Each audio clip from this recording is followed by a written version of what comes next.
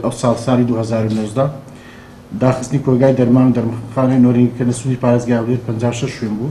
سزا و پێبژاردن دەرمانخانەکان کۆگا شوێنە گشتەکانە لایەن لیژنەکان وەکو کوالتی کۆنترۆل و وەزارەتی تەندروستی 90 میلیۆن دینار بوو. هەروەها لە ناوبردنی دەرمانی جۆراوجۆری ماوە بەسەرچوو قاچاق 6 تۆن جۆراوجۆر بوو.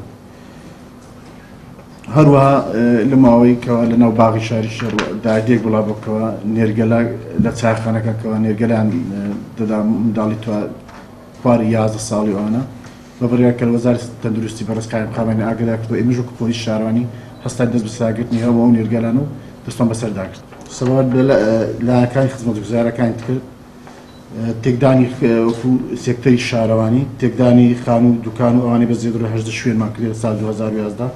هەروەها داخستنی قومارخانە و یاری ئەلیکترۆنیەکان 6 شوێن، داخستنی کۆمپانیا شوێنی فرۆشتنی دەرمانی کشتتوکاڵی و 21 شوێن دەست بە سەداگرتنی دەرمانی کشتتوکاڵی ئەویش 2 تن.